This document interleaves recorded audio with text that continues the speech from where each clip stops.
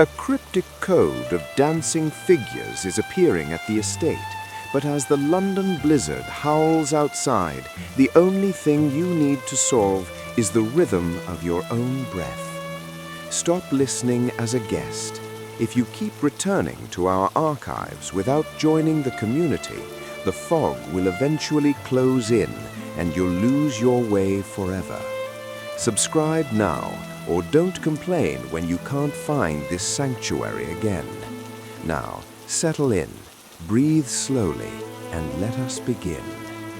Holmes had been seated for some hours in silence, with his long, thin back curved over a chemical vessel in which he was brewing a particularly malodorous product. His head was sunk upon his breast, and he looked, from my point of view, like a strange, lank bird with dull grey plumage and a black topknot. So, Watson, you do not propose to invest in South African securities? I gave a start of astonishment. Accustomed as I was to Holmes's curious faculties, this sudden intrusion into my most intimate thoughts was utterly inexplicable. How on earth do you know that?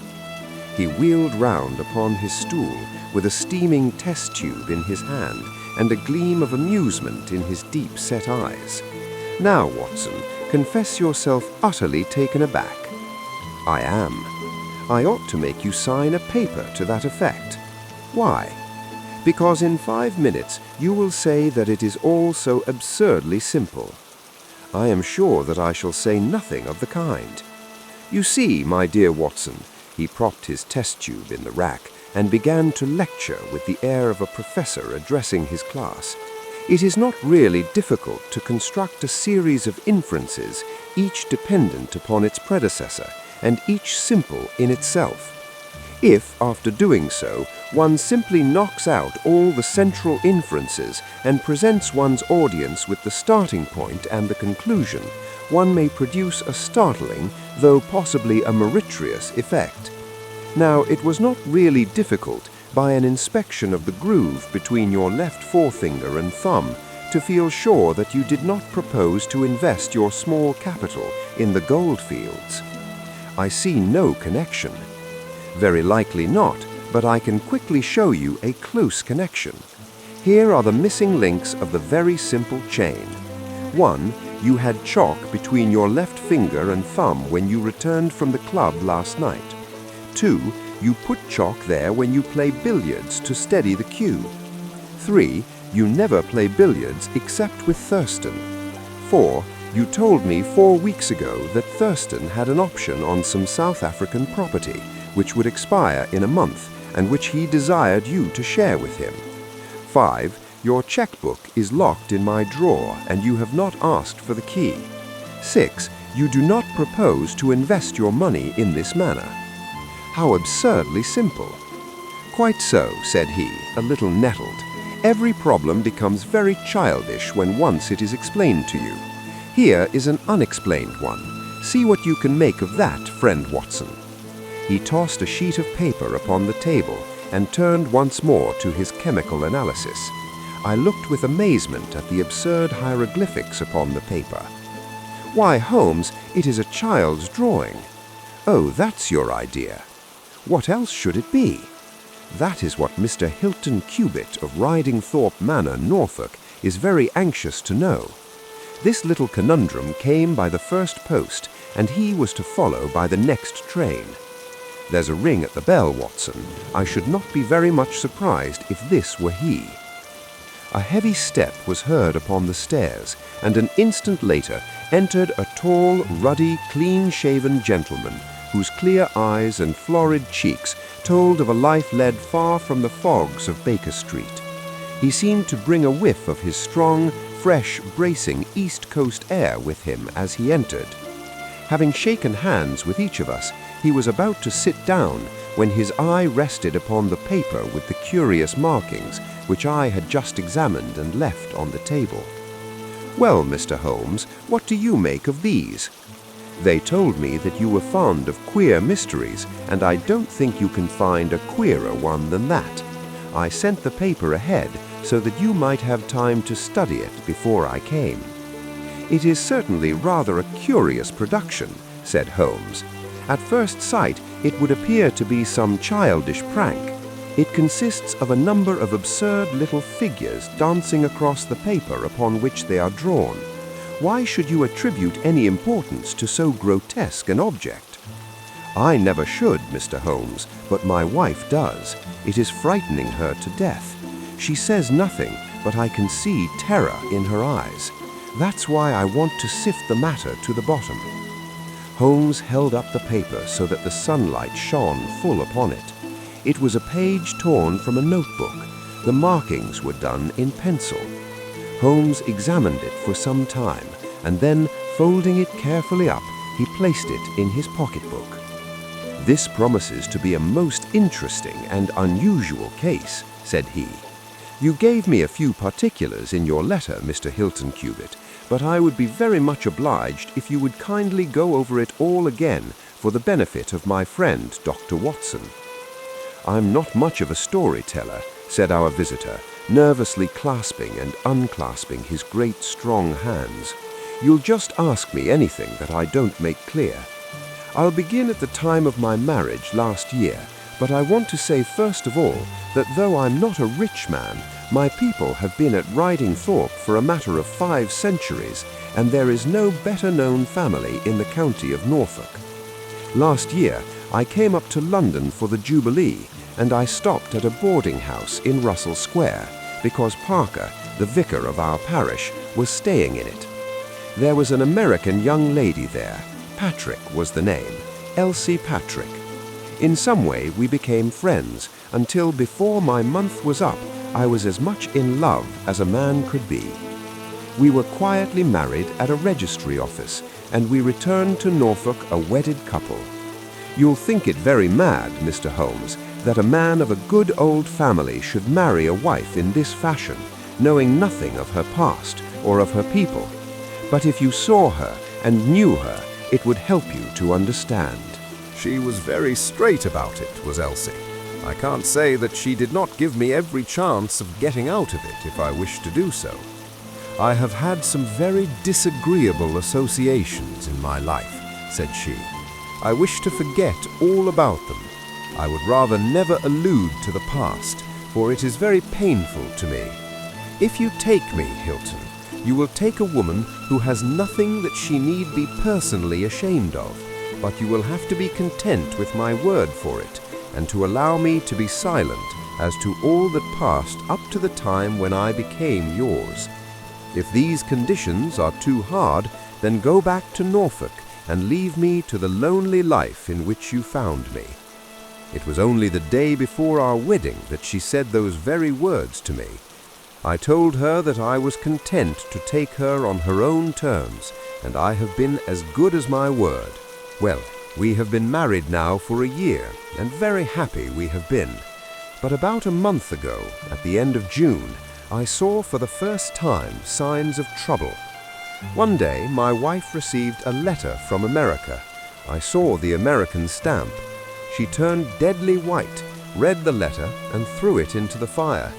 She made no allusion to it afterwards, and I made none, for a promise is a promise, but she has never known an easy hour from that moment. There is always a look of fear upon her face, a look as if she were waiting and expecting. She would do better to trust me. She would find that I was her best friend. But until she speaks, I can say nothing. Mind you, she is a truthful woman, Mr. Holmes, and whatever trouble there may have been in her past life, it has been no fault of hers. I am only a simple Norfolk squire, but there is not a man in England who ranks his family honor more highly than I do. She knows it well, and she knew it well before she married me. She would never bring any stain upon it, of that I am sure. Well, now I come to the queer part of my story. About a week ago, it was the Tuesday of last week, I found on one of the window sills a number of absurd little dancing figures like these upon the paper. They were scrawled with chalk. I thought that it was the stable boy who had drawn them, but the lad swore he knew nothing about it. Anyhow, they had come there during the night. I had them washed out, and I only mentioned the matter to my wife afterwards. To my surprise, she took it very seriously and begged me, if any more came, to let her see them. None did come for a week, and then yesterday morning I found this paper lying on the sundial in the garden. I showed it to Elsie, and down she dropped in a dead faint.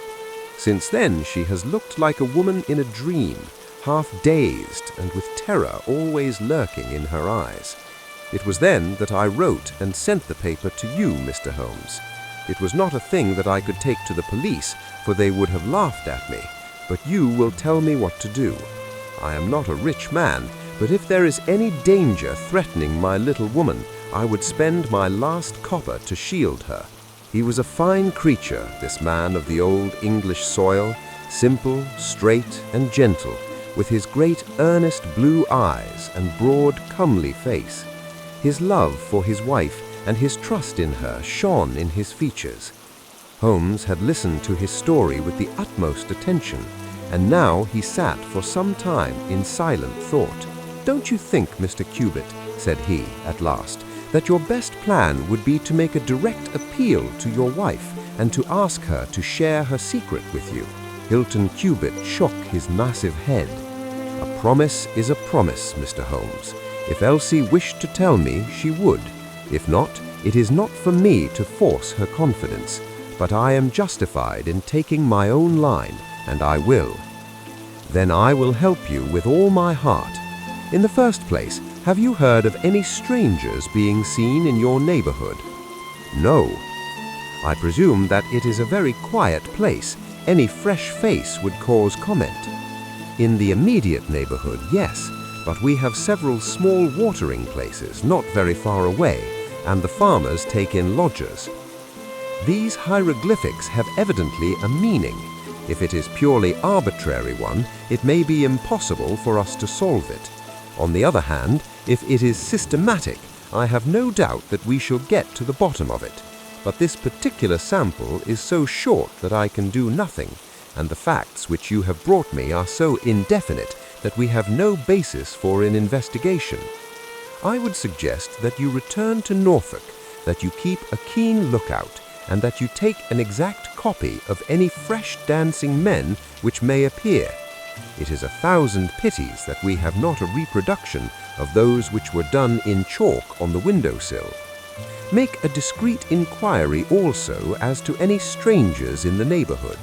When you have collected some fresh evidence, come to me again. That is the best advice which I can give you, Mr. Hilton Cubitt. If there are any pressing fresh developments, I shall be always ready to run down and see you in your Norfolk home." The interview left Sherlock Holmes very thoughtful, and several times in the next few days I saw him take his slip of paper from his notebook and look long and earnestly at the curious figures inscribed upon it. He made no allusion to the affair, however, until one afternoon, a fortnight or so later. I was going out when he called me back. "You'd better stay here, Watson." "Why?" "Because I had a wire from Hilton Cubitt this morning. You remember Hilton Cubitt, of the Dancing Men? He was to reach Liverpool Street at 1:20. He may be here at any moment. I gather from his wire that there have been some new incidents of importance." We had not long to wait, for our Norfolk squire came straight from the station as fast as a hansom could bring him. He was looking worried and depressed, with tired eyes and a lined forehead. "It's getting on my nerves, this business, Mr. Holmes," said he, as he sank like a wearied man into an armchair. "It's bad enough to feel that you are surrounded by unseen, unknown folk who have some kind of design upon you. But when, in addition to that, you know that it is just killing your wife by inches, then it becomes as much as flesh and blood can endure. She's wearing away under it, just wearing away before my eyes." Has she said anything yet?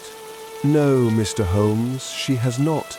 And yet there have been times when the poor girl has wanted to speak and yet could not quite bring herself to take the plunge.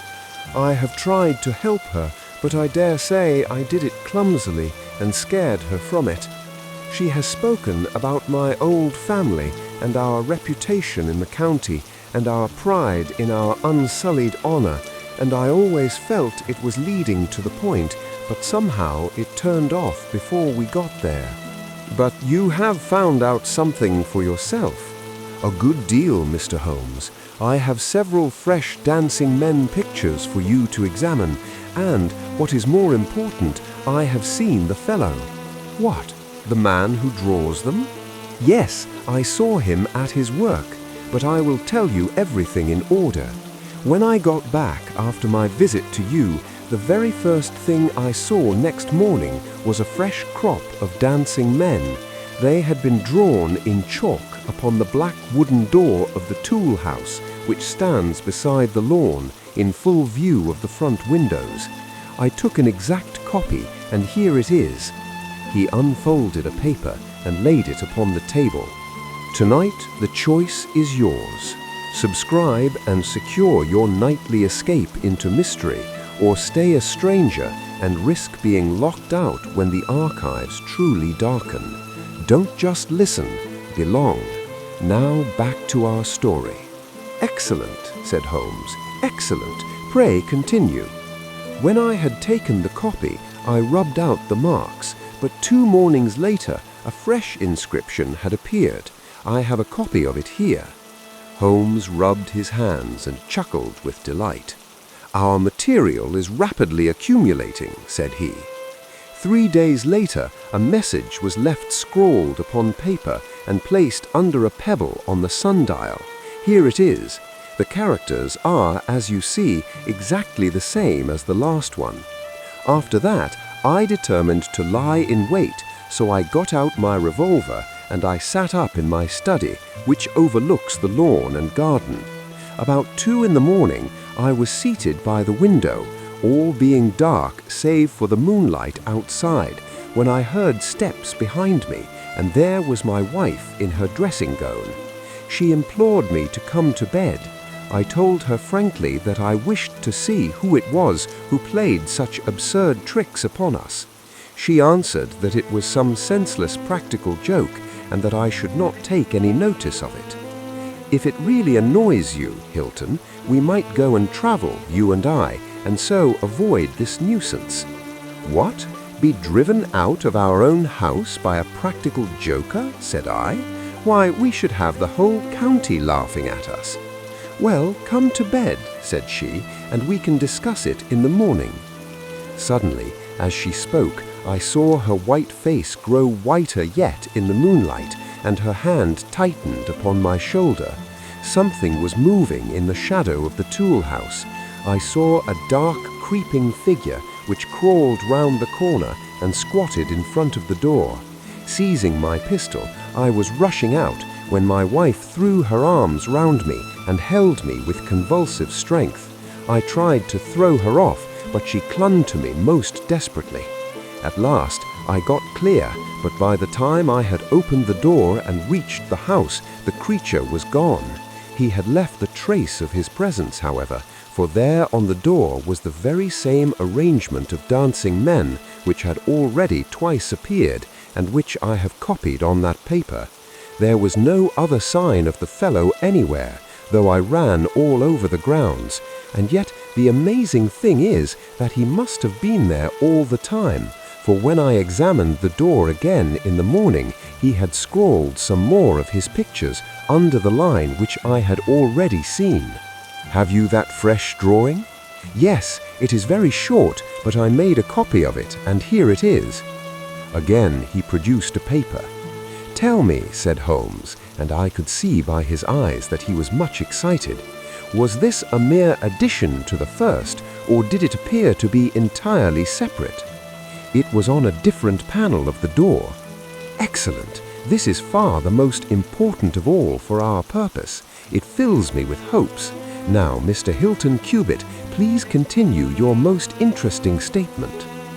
I have nothing more to say, Mr. Holmes, except that I was angry with my wife that night for having held me back when I might have caught the skulking rascal.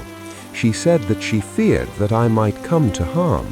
For an instant, it had crossed my mind that perhaps what she really feared was that he might come to harm, for I could not doubt that she knew who this man was and what he meant by these strange signals. But there is a tone in my wife's voice, Mr. Holmes, and a look in her eyes which forbid doubt, and I am sure that it was indeed my own safety that was in her mind. There's the whole case, and now I want your advice as to what I ought to do. My own inclination is to put half a dozen of my farm lads in the shrubbery, and when this fellow comes again, to give him such a hiding that he will leave us in peace for the future. I fear it is too deep a case for such simple remedies. How long can you stay in London? I must go back today. I would not leave my wife alone all night for anything. She is very nervous and begged me to come back. I dare say you are right, but if you could have stopped, I might have possibly been able to return with you in a day or two. Meanwhile, you will leave me these papers, and I think that it is very likely that I shall be able to pay you a visit shortly and to throw some light on your case." Sherlock Holmes preserved his calm professional manner until our visitor had left us, although it was easy for me, who knew him so well, to see that he was profoundly excited. The moment that Hilton Cubit's broad back had disappeared through the door, my comrade rushed to the table, laid out all the slips of paper containing dancing men in front of him, and threw himself into an intricate and elaborate calculation. For 2 hours I watched him as he covered sheet after sheet of paper with figures and letters, so completely absorbed in his task that he had evidently forgotten my presence. Sometimes he was making progress and whistled and sang at his work. Sometimes he was puzzled and would sit for long spells with a furrowed brow and a vacant eye. Finally, he sprang from his chair with a cry of satisfaction and walked up and down the room, rubbing his hands together. Then he wrote a long telegram upon a cable form. "If my answer to this is as I hope, you will have a very pretty case to add to your collection, Watson," said he. "I expect that we shall be able to go down to Norfolk tomorrow and to take our friend some very definite news as to the secret of his annoyance." I confess that I was filled with curiosity, but I was aware that Holmes liked to make his disclosures at his own time and in his own way, so I waited until it should suit him to take me into his confidence. But there was a delay in that answering telegram, and 2 days of impatience followed, during which Holmes pricked up his ears at every ring of the bell. On the evening of the 2nd, there came a letter from Hilton Cubit. All was quiet with him, save that a long inscription had appeared that morning on the pedestal of the sundial. He enclosed a copy of it. Holmes bent over this grotesque frieze for a few minutes, and then suddenly sprang to his feet with an exclamation of surprise and dismay. His face was haggard with anxiety. "We have let this affair go far enough," said he. "Is there a train to North Walsham tonight?" I turned up the timetable. The last had just gone. "Then we shall breakfast early and take the very first in the morning," said Holmes. "Our presence is most urgently needed. Ah, here is our expected cablegram. One moment, Mrs. Hudson, there may be an answer. No, that is quite as I expected. This message makes it even more essential that we should not lose an hour in letting Hilton Cubit know how matters stand, for it is a singular and a dangerous web in which our simple Norfolk squire is entangled."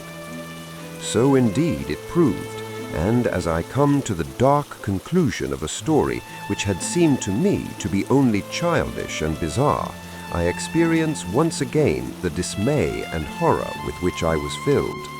Would that I had some brighter ending to communicate to my readers, but these are the chronicles of fact, and I must follow to their dark crisis the strange chain of events which for some days made Thorpe Manor a household word through the length and breadth of England.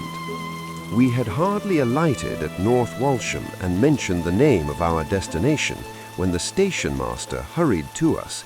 "I suppose that you are the detectives from London," said he. A look of annoyance passed over Holmes's face. "What makes you think such a thing?" "Because Inspector Martin from Norwich has just passed through. But maybe you are the surgeons. She's not dead, or wasn't by last accounts. You may be in time to save her yet, though it be for the gallows." Holmes's brow was dark with anxiety.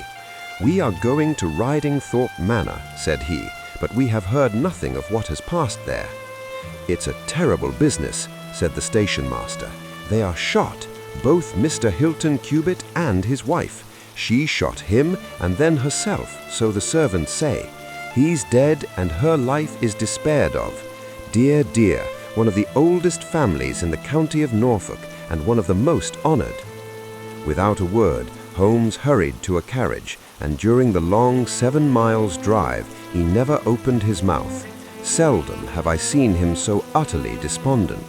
He had been uneasy during all our journey from town, and I had observed that he had turned over the morning papers with anxious attention, but now this sudden realization of his worst fears left him in a blank melancholy. He leaned back in his seat, lost in gloomy speculation. Yet there was much around to interest us, for we were passing through a singular countryside as any in England, where a few scattered cottages represented the population of today, while on every hand enormous square-towered churches bristled up from the flat green landscape and told of the glory and prosperity of old East Anglia. At last, the violet rim of the German Ocean appeared over the green edge of the Norfolk coast, and a driver pointed with his whip to 2 old brick and timber gables that projected from a grove of trees. "That's Riding Thorpe Manor," said he. As we drove up to the porticoed front door, I observed in front of it, beside the tennis lawn, the black tool house and the pedestaled sundial with which we had such strange associations. A dapper little man with a quick, alert manner and a waxed moustache had just descended from a high dog-cart. He introduced himself as Inspector Martin of the Norfolk Constabulary, and he was considerably astonished when he heard the name of my companion. "Why, Mr. Holmes, the crime was only committed at 3 this morning. How could you hear of it in London and get to the spot as soon as I?" "I anticipated it. I came in the hope of preventing it."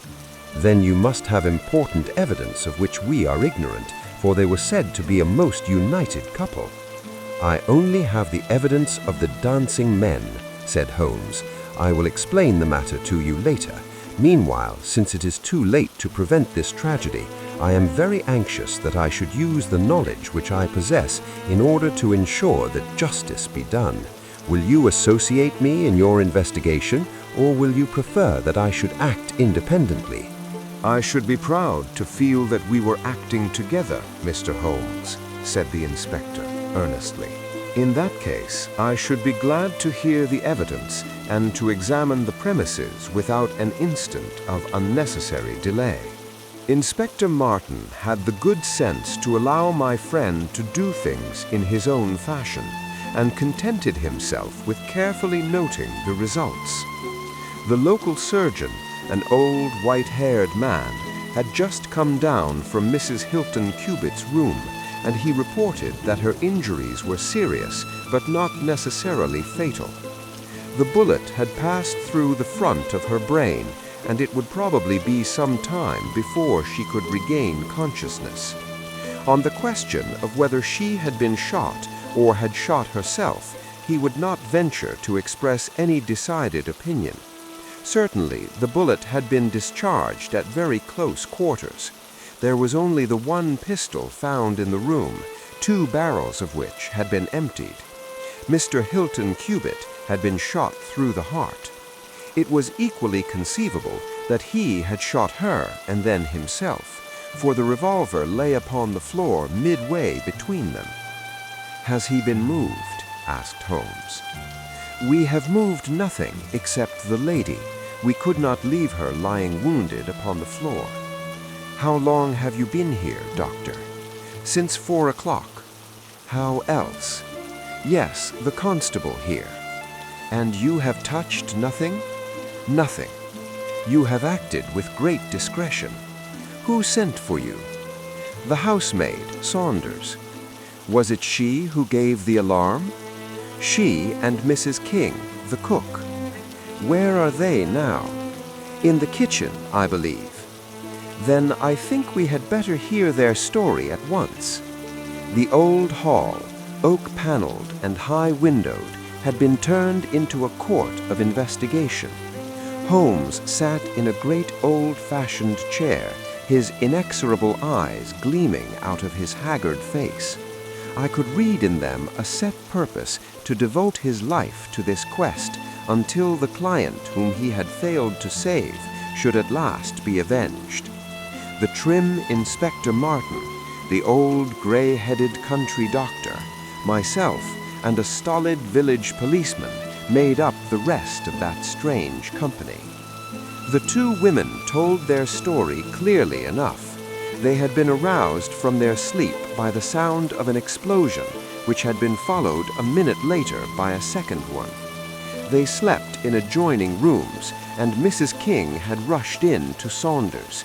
Together they had descended the stairs. The door of the study was open, and a candle was burning upon the table. Their master lay upon his face in the center of the room. He was quite dead. Near the window his wife was crouching, her head leaning against the wall. She was horribly wounded, and the side of her face was red with blood. She breathed heavily, but was incapable of saying anything. The passage, as well as the room, was full of smoke and the smell of powder. The window was certainly shut and fastened on the inside. Both women were positive upon the point. They had at once sent for the doctor and for the constable. Then, with the aid of the groom and the stable boy, they had conveyed their injured mistress to her room. Both she and her husband had occupied the bed. She was clad in her dress, he in his dressing gown over his nightclothes. Nothing had been moved in the study. So far as they knew, there had never been any quarrel between husband and wife. They had always looked upon them as a very united couple. These were the main points of the servants' evidence. In answer to Inspector Martin, they were clear that every door was fastened on the inside and that no one could have escaped from the house. In answer to Holmes, they both remembered that they were conscious of the smell of powder from the moment that they ran out of their rooms on the top floor. I commend that fact very carefully to your attention, said Holmes to his professional colleague. And now, I think that we are in a position to undertake a thorough examination of the room. The study proved to be a small chamber, lined on three sides with books and with a writing table facing an ordinary window which looked out upon the garden. Our first attention was given to the body of the unfortunate squire, whose huge frame lay stretched across the room. His disordered dress showed that he had been hastily aroused from sleep. The bullet had been fired at him from the front and had remained in his body after penetrating the heart. His death had certainly been instantaneous and painless.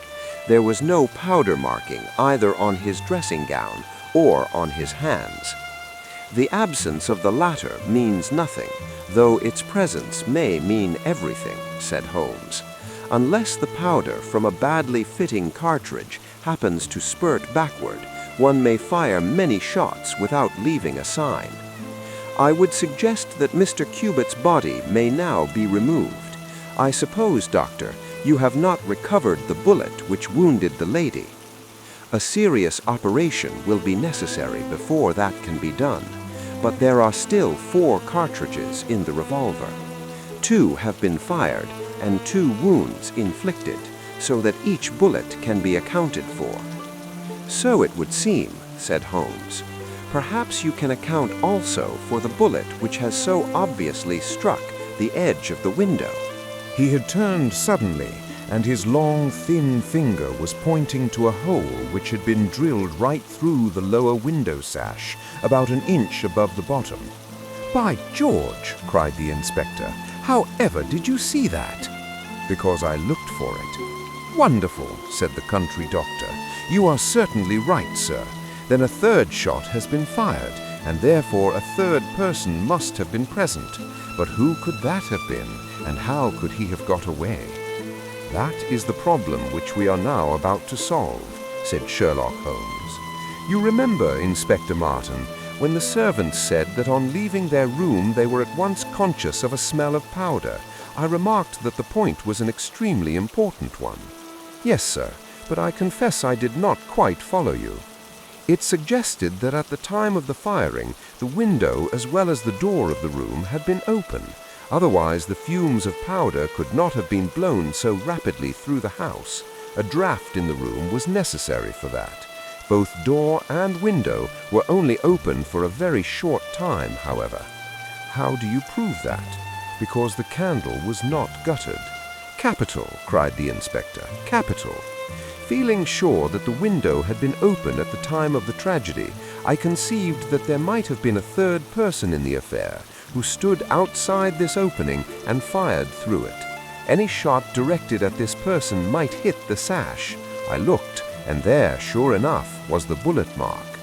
But how came the window to be shut and fastened? The woman's first instinct would be to shut and fasten the window.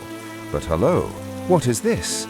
It was a lady's handbag which stood upon the study table, a trim little handbag of crocodile skin and silver. Holmes opened it and turned the contents out. There were 20 50-pound notes of the Bank of England, held together by an India rubber band, nothing else. "This must be preserved, for it will figure in the trial," said Holmes, as he handed the bag with its contents to the inspector.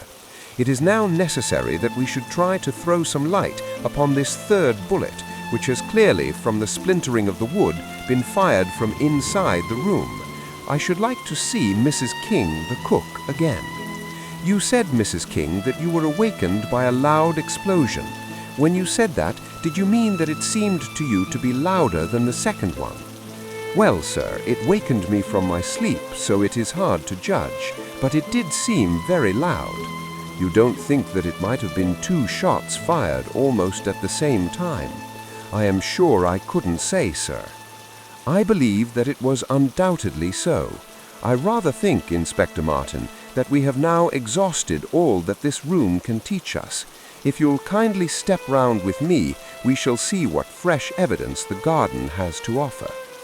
A flower bed extended up to the study window, and we all broke into an exclamation as we approached it. The flowers were trampled down, and the soft soil was imprinted all over with footmarks. Large masculine feet they were, with peculiarly long, sharp toes. Holmes hunted about among the grass and leaves like a retriever after a wounded bird. Then, with a cry of satisfaction, he bent forward and picked up a little brazen cylinder. "I thought so," said he. "The revolver had an ejector, and here is the third cartridge. I really think, Inspector Martin, that our case is almost complete." The country inspector's face had shown his intense amazement at the rapid and masterful progress of Holmes' investigation. At first, he had shown some disposition to assert his own position, but now he was overcome with admiration and ready to follow without question wherever Holmes led. "Whom do you suspect?" he asked. "I'll go into that later. There are several points in this problem which I have not been able to explain to you yet. Now that I have got so far, I had best proceed on my own lines, and then clear the whole matter up once and for all." "Just as you wish, Mr. Holmes, so long as we get our man. I have no desire to make mysteries, but it is impossible at the moment of action to enter into long and complex explanations. I have the threads of this affair all in my hand. Even if this lady should never recover consciousness, we can still reconstruct the events of last night and ensure that justice be done. First of all, I wish to know whether there is any inn in this neighborhood known as Elridge's." The servants were cross-questioned, but none of them had heard of such a place. The stable boy threw a light on the matter by remembering that a farmer of that name lived some miles off, in the direction of East Ruston. "Is it a lonely farm?" "Very lonely, sir." Perhaps they have not heard yet of all that happened here during the night. Maybe not, sir." Holmes thought for a little, and then a curious smile played over his face. "Saddle a horse, my lad," said he. "I shall wish you to take a note to Elridge's farm." He took from his pocket the various slips of the dancing men. With these in front of him, he worked for some time at the study table. Finally, he handed a note to the boy, with directions to put it into the hands of the person to whom it was addressed, and especially to answer no questions of any sort which might be put to him. I saw the outside of the note, addressed in straggling, irregular characters, very unlike Holmes's usual precise hand. It was consigned to Mr. Abe Slaney, Elridge's farm, East Ruston, Norfolk. "I think, Inspector," Holmes remarked, "that you would do well to telegraph for an escort, as if my calculations prove to be correct, you may have a particularly dangerous prisoner to convey to the county jail. The boy who takes this note could no doubt forward your telegram. If there is an afternoon train to town, Watson, I think we should do well to take it, as I have a chemical analysis of some interest to finish, and this investigation draws rapidly to a close." When the youth had been dispatched with the note, Sherlock Holmes gave his instructions to the servants. If any visitor were to call asking for Mrs. Hilton Cubitt, no information should be given as to her condition, but he was to be shown at once into the drawing room. He impressed these points upon them with the utmost earnestness.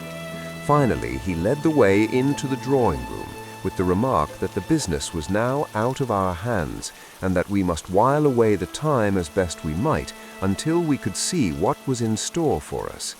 The doctor had departed to his patients, and only the inspector and myself remained. "I think that I can help you to pass an hour in an interesting and profitable manner," said Holmes, drawing his chair up to the table and spreading out in front of him the various papers upon which were recorded the antics of the dancing men. "As to you, friend Watson, I owe you every atonement for having allowed your natural curiosity to remain so long unsatisfied. To you, Inspector, the whole incident may appeal as a remarkable professional study. I must tell you, first of all, the interesting circumstances connected with the previous consultations which Mr. Hilton Cubitt has had with me in Baker Street." He then shortly recapitulated the facts which have already been recorded. "I have here in front of me these singular productions, at which one might smile had they not proved themselves to be the forerunners of so terrible a tragedy. I am fairly familiar with all forms of secret writings, and am myself the author of a trifling monograph upon the subject, in which I analyze 160 separate ciphers, but I confess that this is entirely new to me. The object of those who invented the system has apparently been to conceal that these characters convey a message, and to give the idea that they are the mere random sketches of children. Having once recognized, however, that the symbols stood for letters, and having applied the rules which guide us in all forms of secret writings, the solution was easy enough. The first message submitted to me was so short that it was impossible for me to do more than to say with some confidence that the symbol XXX stood for E. As you are aware, E is the most common letter in the English alphabet, and it predominates to so marked an extent that even in a short sentence one would expect to find it most often. Out of 15 symbols in the first message, 4 were the same, so it was reasonable to set this down as E. It is true that in some cases the figure was bearing a flag, and in some cases not, but it was probable from the way in which the flags were distributed that they were used to break the sentence up into words. I accepted this as a hypothesis and noted that E was represented. But now came the real difficulty of the inquiry. The order of the English letters after E is by no means well marked, and any preponderance which may be shown in an average sheet may be reversed in a single short sentence. Speaking roughly, T, A, O, I, N, H, R, D, and L are the numerical order in which letters occur, but T, A, O, and I are very nearly abreast of each other, and it would be an endless task to try each combination until a meaning was arrived at. I therefore waited for fresh material. In my second interview with Mr. Hilton Cubitt, he was able to give me 2 other short sentences and one message which appeared, since there was no flag, to be a single word. Here are the symbols. Now, in the single word, I have already got the 2 E's coming second and fourth in a word of 5 letters. It might be sever, or lever, or never.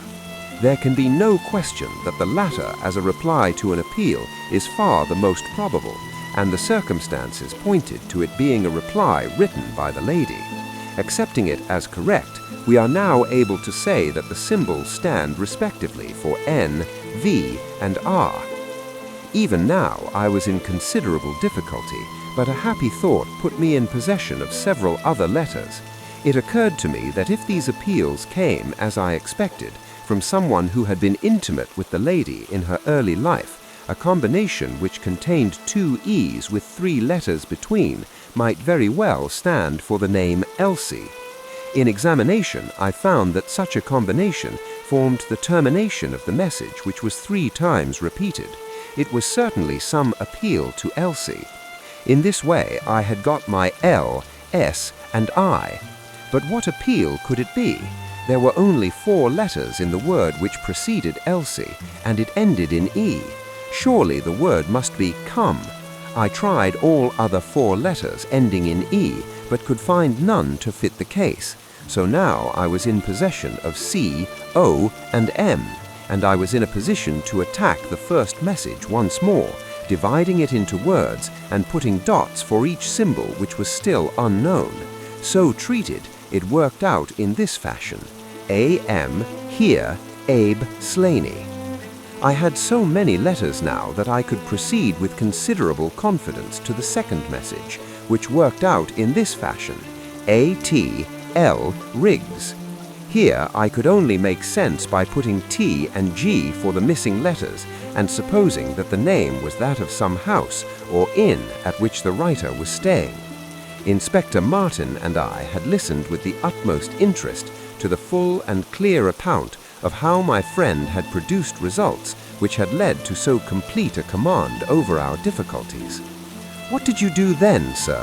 asked the inspector. I had every reason to suppose that this Abe Slaney was an American, since Abe is an American contraction, and since a letter from America had been the starting point of all the trouble. I also had all cause to think that there was some criminal secret in the matter. The lady's allusions to her past and her refusal to take her husband into her confidence both pointed in that direction.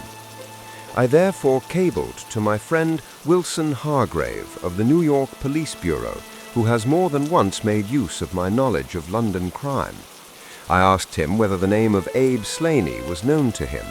Here is his reply: "The most dangerous crook in Chicago." On the very evening upon which I had his answer, Hilton Cubitt sent me the last message from Slaney. Working with known letters, it took this form: "Elsie, prepare to meet thy God." The addition of a P and a D completed a message which showed me that the rascal was proceeding from persuasion to threats, and my knowledge of the crooks of Chicago prepared me to find that he might very rapidly put his words into action. I at once came to Norfolk with my friend and colleague Dr. Watson, but unhappily only in time to find that the worst had already occurred. "It is a privilege to be associated with you in the handling of a case," said the inspector warmly. "You will excuse me, however, if I speak frankly to you. You are answerable to yourself, but I have to answer to my superiors. If this Abe Slaney living at Eldridge is indeed the murderer, and if he has made his escape while I'm seated here, I should certainly get into serious trouble. You need not be uneasy. He will not try to escape. How do you know? To fly would be a confession of guilt. Then let us go arrest him. I expect him here every instant. But why should he come? Because I have written and asked him. But this is incredible, Mr. Holmes. Why should he come because you have asked him? Would not such a request rather rouse his suspicions and cause him to fly? I think I have known how to frame the letter," said Sherlock Holmes. "In fact, if I am not very much mistaken, here is the gentleman himself coming up the drive." A man was striding up the path which led to the door. He was a tall, handsome, swarthy fellow, clad in a suit of grey flannel, with a Panama hat, a bristling black beard, and a great aggressive hooked nose, and flourishing a cane as he walked. He swaggered up the path as if the place belonged to him, and we heard his loud, confident peal at the bell. "I think, gentlemen," said Holmes quietly, "that we had best take up our position behind the door. Every precaution is necessary when dealing with such a fellow. You will need your handcuffs, Inspector. You can leave the talking to me." We waited in silence for a minute, one of those minutes which one can never forget. Then the door opened and the man stepped in. In an instant, Holmes clapped a pistol to his head and Martin slipped the handcuffs over his wrists. It was all done so swiftly and deftly that the fellow was helpless before he knew that he was attacked. He glared from one to the other of us with a pair of blazing black eyes. Then he burst into a bitter laugh. "Well, gentlemen, you have the drop on me this time. I seem to have knocked up against something hard. But I came here in answer to a letter from Mrs. Hilton Cubitt. Don't tell me that she's in this. Don't tell me that she helped to set a trap for me. Mrs. Hilton Cubitt was seriously injured and is at the death's door." The man gave a hoarse cry of grief that rang through the house. "You're crazy," he cried fiercely. "It was he that was hurt, not she. Who would have hurt little Elsie? I may have threatened her, God forgive me, but I would not have touched a hair of her pretty head. Take it back, you. Say that she is not hurt." She was found badly wounded by the side of her dead husband. He sank with a deep groan on the settee and buried his face in his manacled hands. For 5 minutes he was silent. Then he raised his face once more and spoke with the cold composure of despair. "I have nothing to hide from you, gentlemen," he said. "If I shot the man, he had his shot at me, and there's no murder in that. But if you think I could have hurt that woman, then you don't know either me or her. I tell you there was never a man in this world loved a woman more than I loved her. I had a right to her. She was pledged to me years ago. Who was this Englishman that he should come between us? I tell you that I had the first right to her, and that I was only claiming my own. She broke away from your influence when she found the man that you are," said Holmes sternly. "She fled from America to avoid you, and she married an honorable gentleman in England. You dogged her and followed her, and made her life a misery to her, in order to induce her to abandon the husband whom she loved and respected, in order to fly with you, whom she feared and hated. You have ended by bringing about the death of a noble man and driving her wife to suicide. That is your record in this business, Mr. Abe Slaney, and you will answer for it to the law. If Elsie dies, I care nothing what becomes of me," the American said. He opened one of his hands and looked at a note crumpled up in his palm. "See here, mister, you're not trying to scare me over this, are you? If the lady is hurt as bad as you say, who was it that wrote this note?" He tossed it forward onto the table. "I wrote it to bring you here." "You wrote it? There was no one on earth outside the joint who knew the secret of the dancing men. How come you to write it? What one man can invent, another can discover. A cab is coming to convey you to Norwich, Mr. Slaney, but meanwhile you have time to make some small reparation for the injury you have wrought. Are you aware that Mrs. Hilton Cubitt herself has lain under grave suspicion of the murder of her husband, and that it was only my presence here and the knowledge which I happen to possess which has saved her from the accusation? The least that you owe her is to make it clear to the whole world that she was in no way directly or indirectly responsible for her tragic end." "I ask nothing better," said the American. "I guess the very best case I can make for myself is the absolute naked truth. It is my duty to warn you that it will be used against you," cried the inspector, with the magnificent fair play of the British criminal law. Slaney shrugged his shoulders. "I'll chance that," said he. "First of all, I want you gentlemen to understand that I have known this lady since she was a child. There were 7 of us in a gang in Chicago, and Elsie's father was the boss of the joint. He was a clever man, was old Patrick. It was he who invented that writing, which would pass as a child's scrawl unless you just happened to have the key to it. Well, Elsie learned some of our ways, but she couldn't stand the business, and she had a bit of honest money of her own, so she gave us all the slip and got away to London. She had been engaged to me, and she would have married me, I believe, if I had taken over another profession, but she would have nothing to do with anything on the cross. It was only after her marriage to this Englishman that I was able to find out where she was. I wrote to her, but got no answer. After that I came over, and as letters were no use, I put my messages where she could read them. Well, I have been here a month now. I lived in that farm where I had a room down below and could get in and out every night, and no one the wiser. I tried all I could to coax Elsie away. I knew that she read the messages, for once she wrote an answer under one of them. Then my temper got the better of me, and I began to threaten her. She sent me a letter then imploring me to go away, and saying that it would break her heart if any scandal should come upon her husband. She said that she would come down when her husband was asleep at 3 in the morning and speak with me through the end window if I would go away afterwards and leave her in peace. She came down and brought money with her, trying to bribe me to go. This made me mad, and I caught her arm and tried to pull her through the window. At that moment, in rushed the husband with his revolver in his hand. Elsie had sunk down upon the floor, and we were face to face. I was healed also, and I held up my gun to scare him off and let me get away.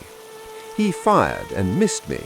I pulled off almost at the same instant, and down he dropped. I made away across the garden, and as I went, I heard the window shut behind me. That's God's truth, gentlemen, every word of it, and I heard no more about it until that lad came riding up with a note, which made me walk in here like a jay and give myself into your hands." A cab had driven up whilst the American had been talking. 2 uniformed policemen sat inside. Inspector Martin rose and touched his prisoner on the shoulder. "It is time for us to go. Can I see her first?" "No, she is not conscious. Mr. Sherlock Holmes, I only hope that if ever again I have an important case, I shall have the good fortune to have you by my side." We stood at the window and watched the cab drive away. As I turned back, my eye caught the pellet of paper which the prisoner had tossed upon the table. It was the note with which Holmes had decoyed him. "See if you can read it, Watson," said he with a smile. It contained no word but this little line of dancing men. "If you use the code which I have explained," said Holmes, "you will find that it simply means, 'Come here at once.'"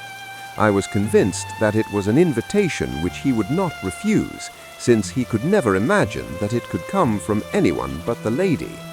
And so, my dear Watson, we have ended by turning the dancing men to good when they have so often been the agents of evil. And I think that I have fulfilled my promise of giving you something unusual for your notebook. 3:40 is our train, and I fancy we should be back in Baker Street for dinner. Only one word of epilogue. The American, Abe Slaney, was condemned to death at the Winter Assizes in Norwich, but his penalty was changed to penal servitude in consideration of mitigating circumstances and the certainty that Hilton Cubitt had fired the first shot. Of Mrs. Hilton Cubitt, I only know that I have heard she recovered entirely, and that she still remains a widow, devoting her whole life to the care of the poor and to the administration of her husband's estate. The mystery is solved, and the fire in the hearth dims. Sleep well.